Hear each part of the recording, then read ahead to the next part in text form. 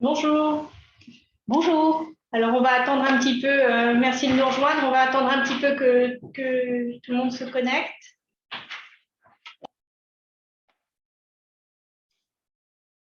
Voilà, on voit que les gens nous rejoignent. Merci, mesdames.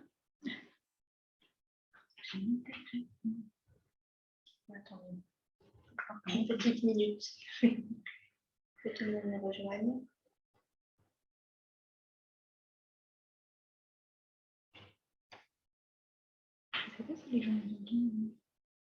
On espère que vous nous entendez.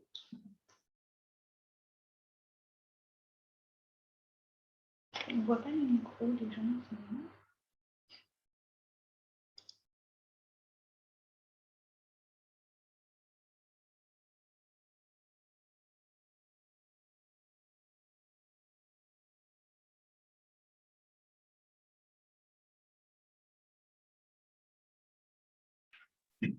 Alors, on peut peut-être démarrer. Oui. Alors, on va démarrer. On va vous lancer nos diapositives.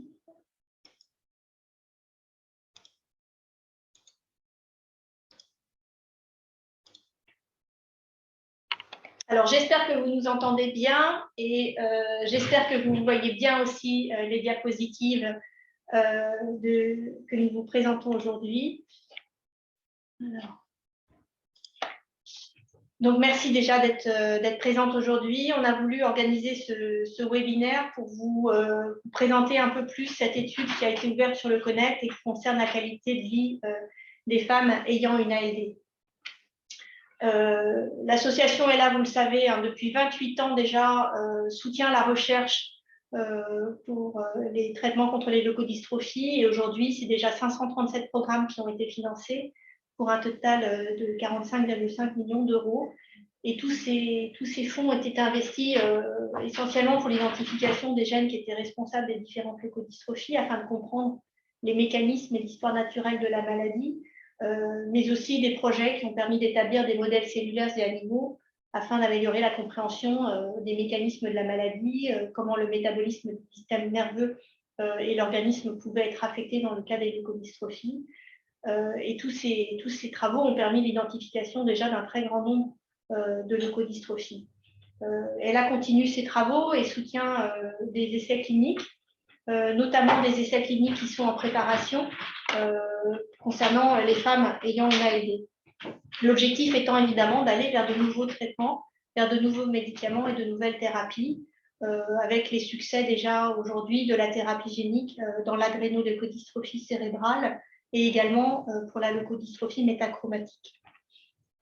L'objectif, c'est d'accélérer la recherche et pour cela, vraiment, elle a agi à tous les niveaux depuis 28 ans, dès le début, à la fois pour identifier les signes de la maladie, les indicateurs de la maladie, comment mieux la comprendre, analyser les résultats, pour aller vers de nouveaux traitements et aussi au quotidien d'accompagner les patients et leurs familles sur le plan médico-social.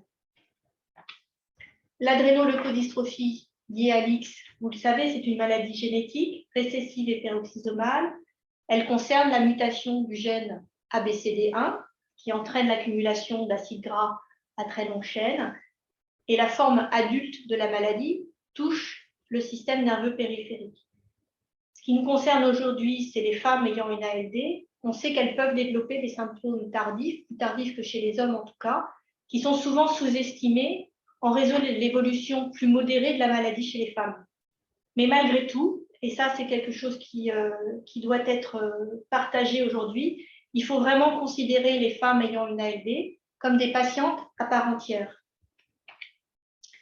Ces femmes présentent des symptômes, mais elles ne développent pas la forme cérébrale de la maladie.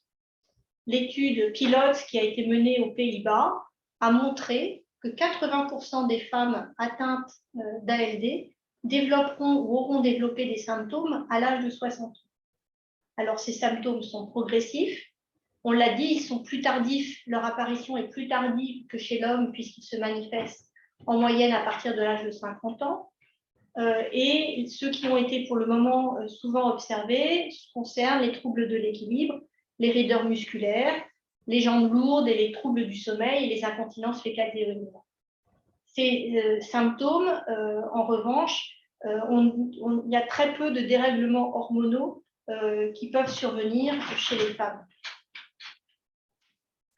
Donc, les femmes ayant une ALD, c'est un sujet qui est porté par ELA à la demande des familles. Je crois que les attentes sont importantes de prendre en considération le fait qu'elles soient patientes et pas seulement porteuses. En 2019, ELA International organise un symposium international à Luxembourg qui a été l'occasion d'ouvrir un appel d'offres clinique lancé portant sur les femmes qui ont une leucodystrophie liée à X, donc l'ALD, mais aussi la PMD. 2 projets de recherche ont été proposés à ELA sur les femmes ALD et ont été étudiés par ELA International et vont faire l'objet d'un financement, comme cela a été décidé par l'Assemblée générale ELA International la semaine dernière, à savoir un projet porté aux États-Unis par le docteur Florian Eckler, qui concerne le traitement du syndrome des jambes sans repos, avec pour objectif d'améliorer le sommeil et la marche chez les femmes ALD, et une autre étude qui va concerner un suivi médical personnalisé pour améliorer le bien-être physique et mental et la qualité de vie des femmes. Cette étude sera menée par les équipes en Allemagne du docteur Wolfgang Keller. Alors, déjà aujourd'hui, nous avons aussi une autre étude qui est ouverte sur le Connect et qui concerne la qualité de vie des femmes ayant une ALD. C'est l'étude dont on veut vous parler aujourd'hui. Elle est donc portée également par l'équipe du docteur Wolfgang Keller en Allemagne. Donc, cette étude a pour objectif d'étudier l'influence des symptômes neurologiques de la maladie sur la qualité de vie des femmes. L'objectif, c'est vraiment de trouver des éléments importants, qu'est-ce qui affecte vraiment le quotidien et la qualité de vie des femmes et qui pourrait permettre d'affiner le diagnostic et donc aussi d'ajuster les traitements, reconnaître que le symptôme qui est identifié, il a bien pour origine l'ALD, la maladie et pas simplement le quotidien, la vie ou autre chose. Et donc, en identifiant ces symptômes, on pourra apporter un meilleur diagnostic, un meilleur traitement. La population étudiée, ce sont donc les femmes ALD dont l'ALD a été génétiquement établie, c'est très important. Par contre, que ces femmes aient ou non des symptômes, d'accord ? Il n'y a pas besoin d'avoir aujourd'hui déclaré un symptôme pour pouvoir participer à cette étude. Par contre, il faut être âgé de 18 ans ou plus et ne pas être enceinte au moment de l'étude. Donc, l'objectif de recrutement de l'étude, c'est d'avoir 200 femmes qui répondent au questionnaire pour que les réponses soient suffisamment solides pour être prises en considération. Cet objectif de 200 patientes s'adresse à plusieurs catégories, puisque l'étude est réalisée sur le Connect à l'aide de questionnaires en ligne. Vous aurez un temps de remplissage entre 30 et 40 minutes à peu près pour remplir le questionnaire. Et ça couvrira un large domaine des activités du quotidien. Si cela est nécessaire, vous aurez éventuellement un entretien téléphonique avec l'investigateur qui pourrait durer une dizaine de minutes. Voilà. Et cette étude est menée en 3 langues, et c'est ce que je voulais dire, c'est que l'objectif des 200 femmes à inclure dans l'étude concerne à la fois des femmes qui parlent allemand, des femmes qui parlent anglais et des femmes qui parlent français. Donc, vous êtes invités à participer et pour cela, il faut donc avoir un compte sur le Connect, il faudra signer la cohorte de le Connect, il faudra renseigner sa leucodystrophie, c'est-à-dire que vous ayez ou non des symptômes. Si vous êtes une femme dont l'ALD a été génétiquement identifiée, vous devrez indiquer « je suis patiente », même si vous n'avez pas de symptômes. Et ensuite, il faudra postuler à l'étude à proprement parler. Voilà, donc je vais passer la parole à ma collègue Hélène qui va vous parler un petit peu plus de l'étude concrètement sur le Connect et de comment postuler à cette étude et participer à cette étude. Alors, bonjour à tout le monde. Merci de prendre le temps pour cette présentation. Donc, je prends le relais effectivement pour vous indiquer comment accéder à cette étude. Donc, d'abord, je vais vous rappeler rapidement le Connect. Donc, le Connect, c'est une plateforme qui est au service des patients. C'est une plateforme en ligne et donc qui rassemble une communauté de patients qui sont concernés par une leukodystrophie. Cette plateforme, elle a été créée par ELA France et ELA International à votre initiative, donc à l'initiative des familles de l'association. Elle facilite l'accès aux études cliniques. Les patients peuvent s'inscrire dans la cohorte, peuvent postuler à des études qui sont en ligne sur la plateforme et puis peuvent communiquer entre eux grâce à une messagerie interne et sécurisée que propose la plateforme. Et puis, on peut dire que c'est une communauté active puisqu'elle connecte les patients entre eux et puis elle connecte les patients avec la communauté scientifique, donc dans le cadre des études qui sont menées sur la plateforme. On peut dire aussi que c'est une communauté qui est engagée. Les patients créent eux-mêmes une cohorte. Donc, je suis patient, je crée mon compte personnel, je m'inscris à la cohorte et je renseigne mon dossier médical. Les patients accèdent plus facilement aux études cliniques. Donc, je postule volontairement à une étude ou je peux être contactée par un professionnel de santé pour participer à une étude. Et donc, comme le disait Élise, on a donc une étude qui est ouverte sur le Connect actuellement et c'est donc l'étude Femmes XALD.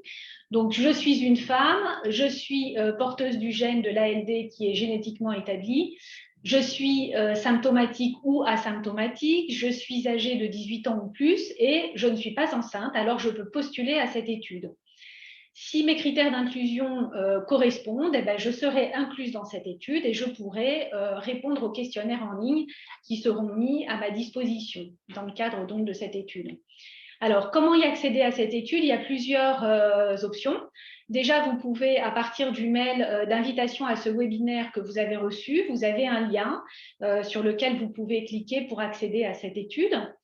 Vous pouvez également y accéder par le site, donc par le portail public de la plateforme, dans le bandeau en haut qui défile. Quand vous avez l'étude qui apparaît, bien, si vous cliquez dessus, vous allez accéder également à la page de l'étude. Et puis, sur le portail public, vous avez dans les actualités une fiche descriptive de l'étude qui vous informera également sur l'étude. Mais vous ne pourrez pas y accéder par ici. Il faudra passer soit par le bandeau, soit si vous êtes déjà connecté à votre compte personnel, eh bien dans la liste des études qui sont disponibles sur la plateforme, vous avez celle-ci qui apparaîtra et en cliquant dessus, vous allez pouvoir aussi accéder à la page de l'étude.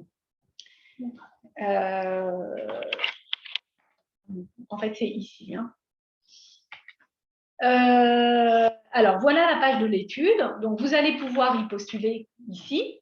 La page de l'étude reprend donc les critères dont on a parlé tout à l'heure et vous allez pouvoir donc transmettre pouvoir postuler. Donc pour ça, d'abord, vous allez choisir ce site qui est le site de l'étude, qui est un site virtuel, mais auquel vous allez donc vous rattacher d'office. Donc vous allez sélectionner ce site et vous allez pouvoir finaliser votre candidature.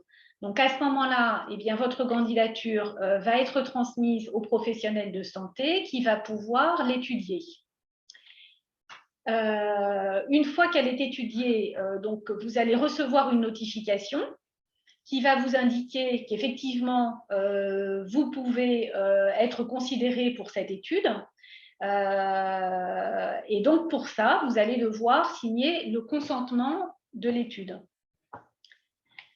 Donc, pour signer le consentement en ligne, eh bien, c'est le même principe que ce que vous avez déjà fait pour accéder, pour signer la cohorte, en fait, et pour rejoindre la cohorte de l'Econnect. Vous allez d'abord donc lire et accepter le document. Vous allez ensuite accepter les conditions générales de signature en ligne, puisque c'est une signature en ligne. Et puis, enfin, vous allez pouvoir signer donc, le consentement de l'étude.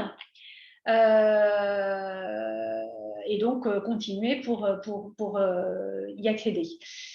Donc là, vous avez signé le consentement. Vous allez donc pouvoir accéder au premier questionnaire qui concerne en fait les critères d'inclusion.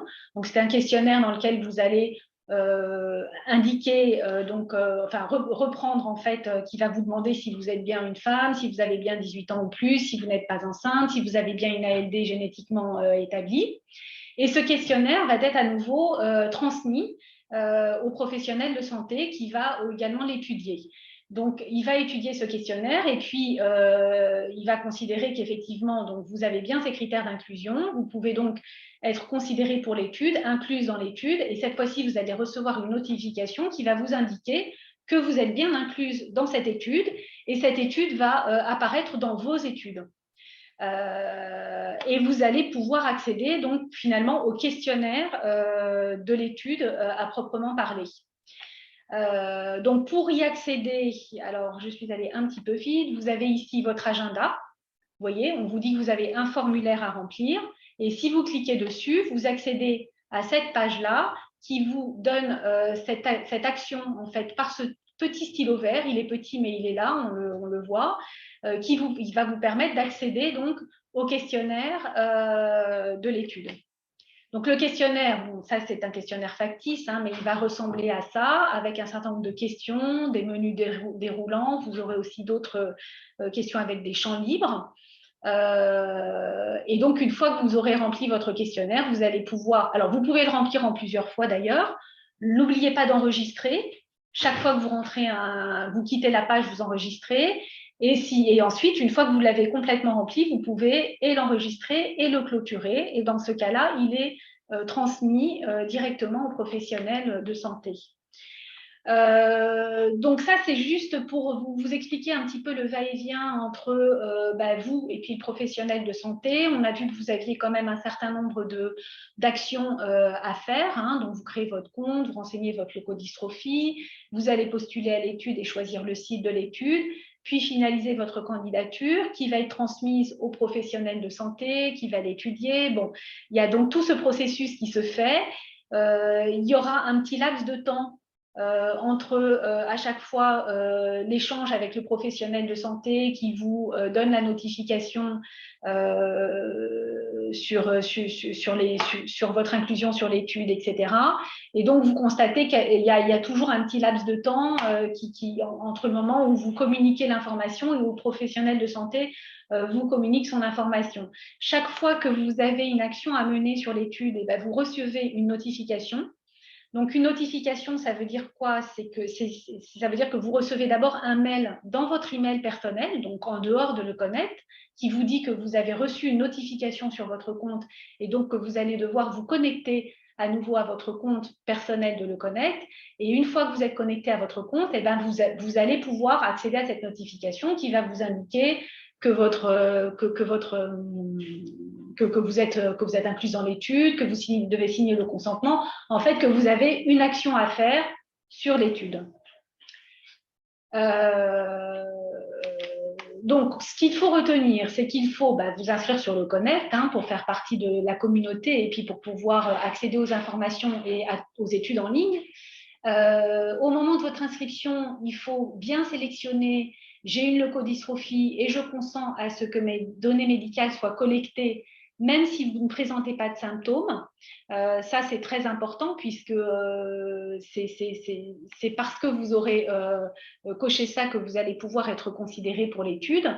Et puis, si vous faites déjà partie de la cohorte et que vous n'aviez pas choisi cette option, vous avez bien sûr la possibilité de revenir en arrière en éditant votre profil et en choisissant « Histoire de ma maladie » et là, vous pourrez cocher cette option. Donc, tout ça, ça va vous permettre de postuler à cette étude, donc Femmes ALD. Voilà, donc on a aussi un petit message personnel pour vous, mesdames. On veut vous dire que votre expertise de la maladie a une valeur inestimable pour la recherche et qu'en vous inscrivant sur LeConnect et en participant à cette étude, vous contribuez évidemment à mieux comprendre son évolution et à accélérer le diagnostic pour aller vers de nouvelles pistes thérapeutiques. Donc, n'hésitez pas aussi à créer un profil de messagerie. Vous verrez, c'est facile. Ça permet aussi de communiquer entre vous de façon complètement anonyme. Et puis, Élise et moi, le pôle recherche, on est vraiment à votre disposition pour vous accompagner. Donc, surtout, il ne faut pas hésiter. Et grâce à vous, la recherche avance. Voilà. Merci beaucoup. Alors, on va juste avancer. On va arrêter le partage. Voilà, alors, on a donc un certain nombre de vous qui sont présentes ici. Si vous le souhaitez, on doit pouvoir vous permettre de parler. Attendez, voilà. Donc, si vous souhaitez, si vous avez des questions ou des commentaires à nous faire, n'hésitez pas. Vous pouvez lever la main en bas de votre écran et on vous donnera la main si vous le souhaitez. Voilà, on est là pour répondre à vos questions. Je crois qu'il y avait une question écrite. Alors, Nathalie, on va vous donner la parole.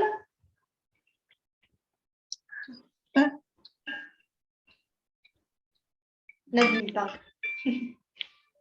On vous écoute. Oui, bonjour. Bonjour. Oui, moi je ne vous vois plus, c'est bon? Nous, oui. On vous entend. Ah, d'accord, c'est parfait. Oui, concernant le formulaire, il sera mis en ligne quand?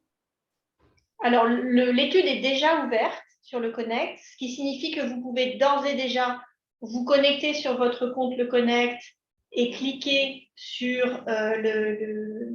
la page de l'étude clinique et vous aurez déjà la possibilité de postuler à l'étude. Et une fois que vous aurez postulé, vous recevrez, vous entrerez dans l'étude en ligne et à ce moment-là, vous pourrez remplir les questionnaires. Donc, le questionnaire, il est déjà disponible, mais il faut aller le chercher en vous inscrivant sur le Connect, en vous connectant, en postulant à l'étude et en attendant que l'investigateur, le médecin, vous laisse entrer dans l'étude.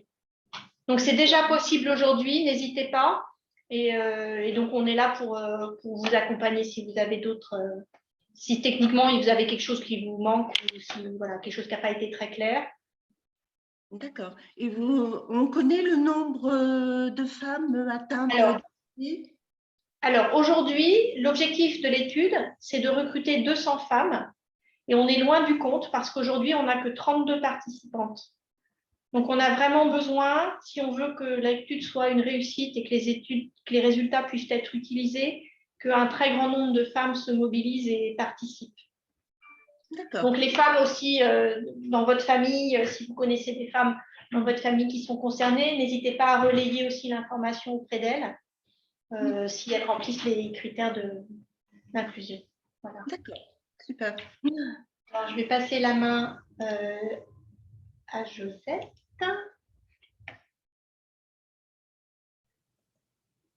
Oui. Oui.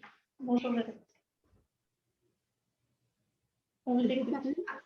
Oui, on vous entend. Bonjour. Parlez bien fort. Je vais essayer.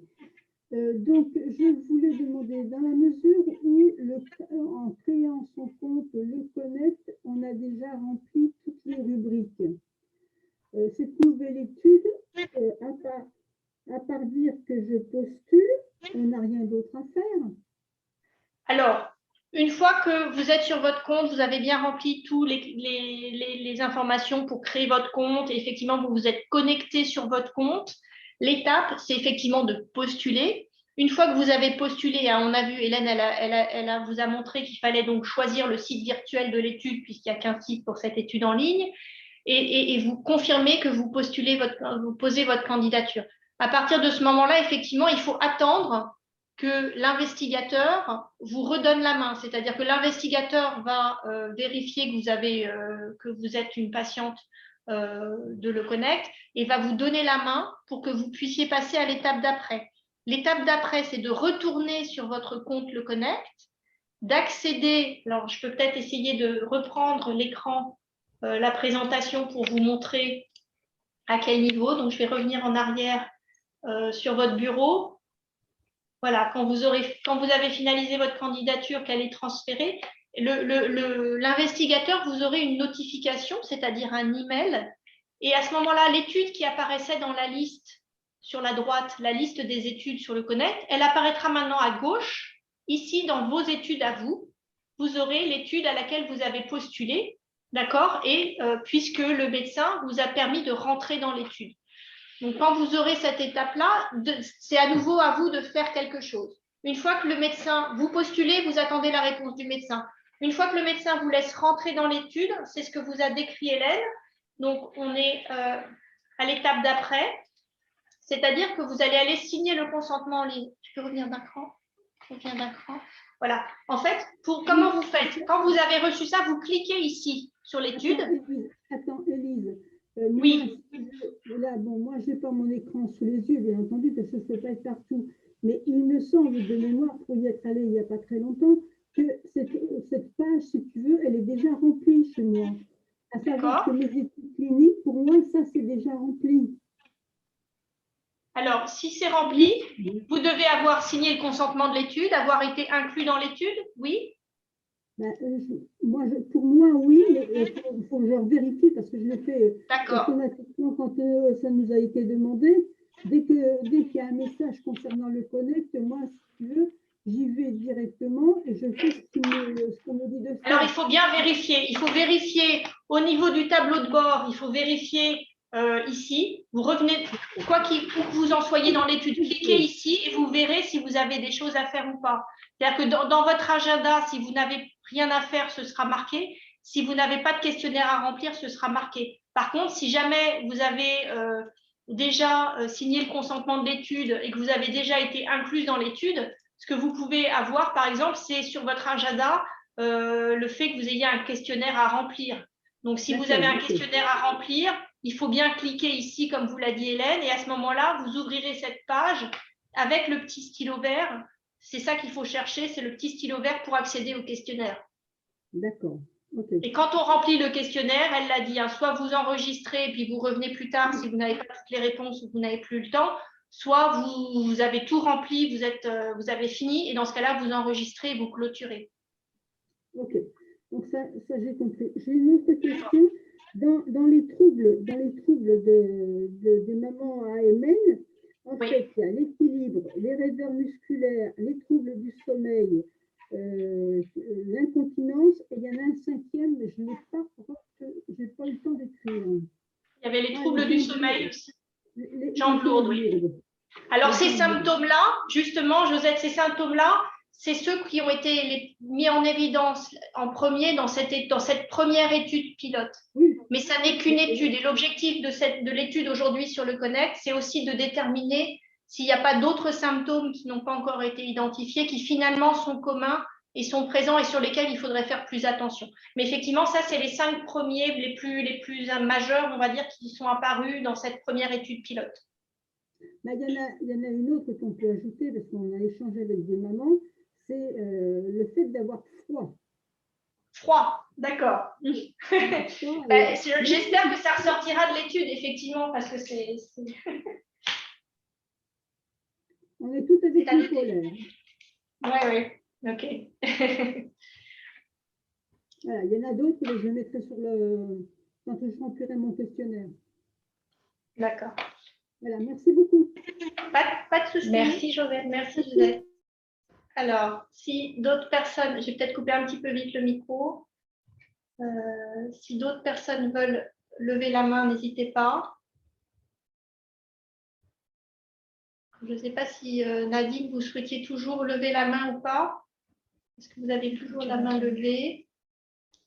Alors, on a une question aussi écrite qui nous dit j'ai rempli le formulaire en octobre 2020, mais je ne remplis pas les conditions pour faire partie de cette étude. Alors, quelle est la différence entre l'XALD et l'AMN, puisque les femmes porteuses de cette mutation ne peuvent pas développer d'atteinte cérébrale? Donc, elles ont obligatoirement l'AMN. Alors, c'est un peu ce qu'on voudrait établir, je pense, avec cette étude, c'est qu'on peut dire que globalement, c'est des symptômes, je suis d'accord, qui se rapprochent de l'AMN, c'est-à-dire c'est des symptômes plutôt périphériques, hein, on n'est pas dans des formes cérébrales, mais effectivement, avant de l'appeler complètement AMN, je pense que les médecins ont besoin d'abord de la caractériser davantage et vraiment d'établir le tableau clinique pour dire, considérons que les femmes ont une AMN plus tardive, mais en fait, le profil clinique des femmes va être un tout petit peu différent du profil des messieurs, et donc on n'a peut-être pas tout à fait le même nom ou tout à fait la même dénomination pour l'ensemble de ces symptômes. pourquoi est-ce que vous ne pouvez pas faire partie de l'étude? C'est une bonne question. Il faut effectivement vérifier. Si vous avez des symptômes, la vraie question, c'est que pour faire partie de l'étude, il faut absolument être une femme, avoir une ALD génétiquement établie. C'est-à-dire qu'il faut effectivement que vous ayez fait un test génétique ou un test biologique qui atteste que vous avez, enfin, en l'occurrence, ils veulent une preuve génétique. Donc, il faut un test génétique que vous avez une mutation sur l'une des 2 copies du gène ABCD1. Votre fils est atteint d'ALD. C'est une maladie génétique liée à l'X, mais il y a quand même un certain nombre de cas. Le pourcentage est à 4% pour lesquels la mère n'est pas porteuse de la mutation et la mutation est en fait limitée à l'enfant. La mutation est apparue entre la génération de la mère et de l'enfant. Donc, si vous n'avez pas, si vous voulez, établi génétiquement un diagnostic d'ALD, le médecin ne pourra pas vous inclure dans cette étude. Donc, il y a 2 choses. Soit vous vous êtes trompé sur le Connect et vous n'avez pas dit que vous étiez une patiente. Vous avez dit, comme vous n'aviez pas de symptômes, vous nous dites que vous avez des symptômes, mais peut-être qu'à ce moment-là, vous aviez dit que vous n'aviez pas de symptômes, vous n'avez pas dit que vous étiez patiente. Si ce n'est pas cette situation, si ce n'est pas ce cas de figure, il est possible que vous n'ayez pas établi génétiquement aujourd'hui la maladie. C'est peut-être ce qui fait que le médecin n'est pas en mesure de vous inclure, mais vous devriez pouvoir rentrer en contact avec le médecin peut-être.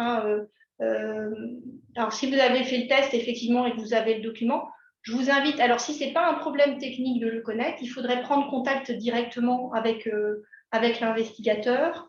On peut vous donner les coordonnées.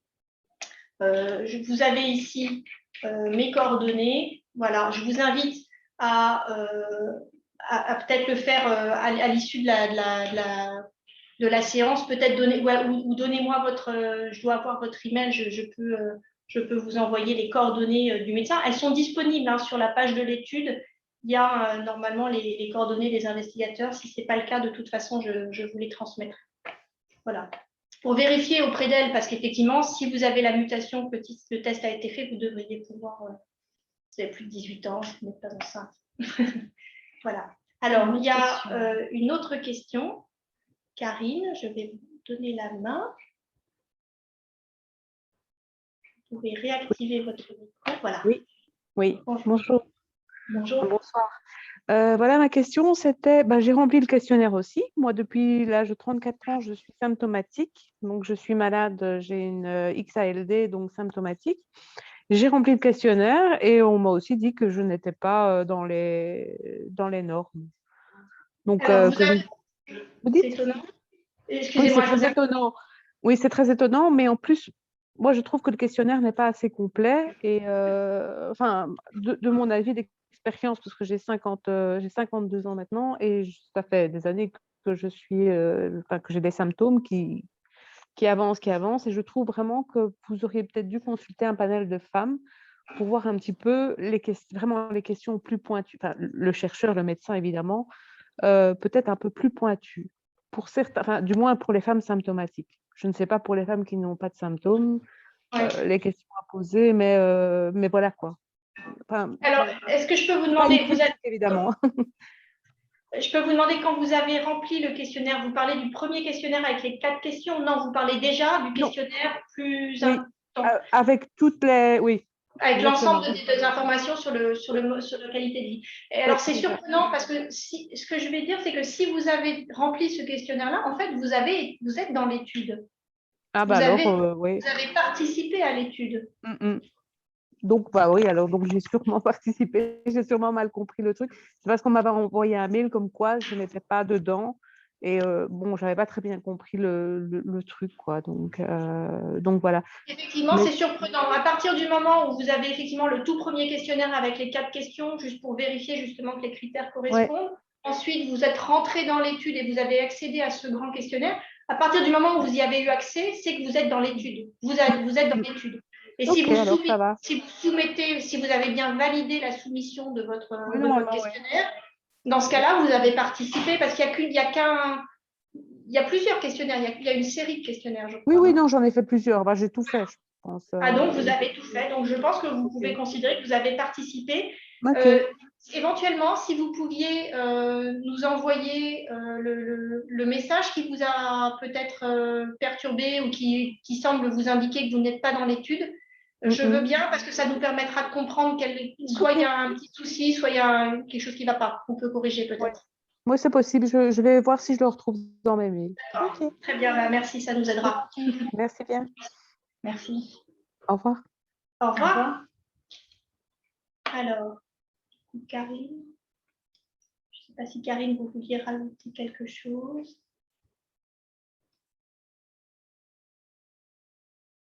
Il n'y a plus d'autres mains levées. Josette, peut-être. Non, les micros sont fermés. Ah, si, Josette, peut-être, qui relève la main. On vous écoute. Je suis un petit peu perturbée entre les appellations XALD et AMN. D'accord. Alors, un petit peu, l'explication est la suivante. En 89, quand Jean-Philippe a développé la maladie, donc le professeur Aubourg m'a dit Jean-Philippe a une ALD. On a fait des examens donc, de toute la famille pour savoir qui était le point de départ. Donc, il s'avère que le point de départ, c'est moi. Et à l'époque, en 89, Jean-Philippe avait 2 ans de survie et Emmanuel et moi étions asymptomatiques avec une possibilité sur 2 de développer la maladie. Au décès de Jean-Philippe, on a donc développé la maladie suite à des IRM. Emmanuel a été suivi par le professeur Aubourg. Là, l'appellation a été d'office donnée comme AMN. Il avait 27 ans.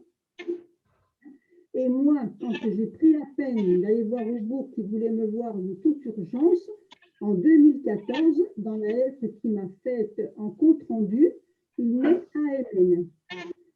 Alors, donc, c'est pour ça que, pour moi, je pensais que l'AMN, l'appellation, elle était établie, qu'elle était plus approuvée. Quelle était, pardon? Elle n'était plus approuvée. Alors, il y a une certaine équivalence entre les deux et il y a effectivement des différences. Il faut penser que l'ALD et l'XALD, c'est la même chose, d'accord? C'est le nom de la maladie telle qu'elle est liée à une mutation du gène ABCD1. L'AMN, c'est une forme d'expression de la maladie. L'AMN, comme l'ALD cérébrale, ce sont 2 formes de manifestation de l'ALD, de la XALD. D'accord? Donc, quand on a une AMN, on peut dire aussi qu'on a une ALD. Mais quand on a une ALD, on n'a pas forcément une AMN. Alors, à quel moment on parle d'une AMN? C'est quand on a une adrénomyéloneuropathie, c'est-à-dire qu'on a une atteinte au niveau périphérique qui est liée à l'ALD. D'accord? Et donc, c'est tout ce qui concerne les symptômes périphériques, la marche, l'équilibre et les autres symptômes qui ne sont pas les symptômes cérébraux. D'accord? Donc, par facilité de langage, quand on a une AMN, un médecin pourrait utiliser l'un ou l'autre. S'il parle davantage de l'expression de la maladie dans sa forme périphérique, il va plutôt utiliser le mot AMN à ce moment-là. S'il parle de la famille génétique de la maladie, il peut aussi parler de l'ALD. Mais voilà, c'est une question de langage, en fait. De langage. Finalement, que l'on dise ALD ou AMN, c'est en fonction des symptômes, parce que Emmanuel, qui avait des symptômes, tout comme moi d'ailleurs, communs à son petit frère, et puis à ceux qu'il avait ou ceux que j'ai, fait qu'on a un mix, on était un mix de tout ça. Oui. Si c'est clair ce que je veux dire. Mais... Oui. C'est effectivement c'est un tableau de choses. Donc l'ALD, c'est la grande famille. Si on parle de la manifestation périphérique, on va parler de l'AMN. Même si chez la femme, on n'est pas toujours en train clairement de parler d'une AMN parce qu'on est en train d'établir vraiment le tableau clinique avec des études comme celle-ci pour caractériser davantage et dire, bah oui, c'est une AMN, ou peut-être qu'on choisira de l'appeler un tout petit peu différemment, une AMN de la femme, ou j'en sais rien, ils diront ce qu'ils voudront. Et puis, quand on a une ALD, et puis que l'expression, c'est la forme cérébrale chez un enfant, à ce moment-là, on parle d'une ALD cérébrale, mais on peut aussi, d'une manière plus globale, parler des gens et de la maladie de l'adrénoleucodystrophie en général. Parce qu'Emmanuel a 27 ans, donc au départ, c'était en 89, c'était considéré comme une ALD, mais après, il y a eu des troubles du comportement qui ont fait que on s'est orienté sur l'AMN. C'est pour ça que j'ai un petit peu perdu, si tu veux. Et bon, là, on va voir de toute façon ce qui va ressortir après l'étude. Hein, de toute façon, merci beaucoup. De rien, merci. Alors, on a encore une main levée, je crois. Est-ce que Karine, vous vouliez reprendre peut-être? Non. Oui, alors. Hop. Si jamais Karine veut poser une question.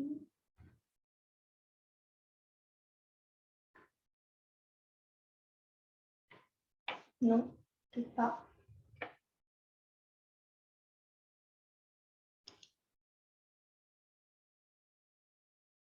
Alors, s'il n'y a plus de questions, si tu les sens dans la liste, toutes les questions sont dessus. Oui, les mains remontent et puis il y a... Bon, une fois qu'un certain nombre d'entre vous ont déjà participé, on vous remercie. Je pense que c'est très important. Comme je le disais, n'hésitez pas à en parler autour de vous si vous connaissez d'autres femmes qui ont une ALD génétiquement établie, qu'elles aient des symptômes ou qu'elles n'en aient pas. Voilà, qu'elles puissent participer à cette étude, puisque le succès de cette étude dépendra évidemment du nombre de personnes qui accepteront de participer. Voilà. Écoutez, de toute façon, on reste à votre disposition. N'hésitez pas à contacter le pôle. N'hésitez pas à contacter le pôle recherche si vous avez des questions. Hélène et moi serons là pour vous accompagner.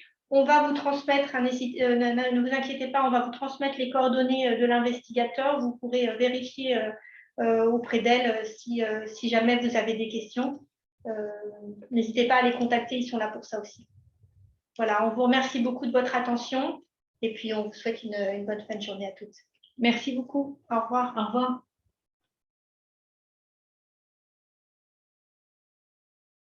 La copie là.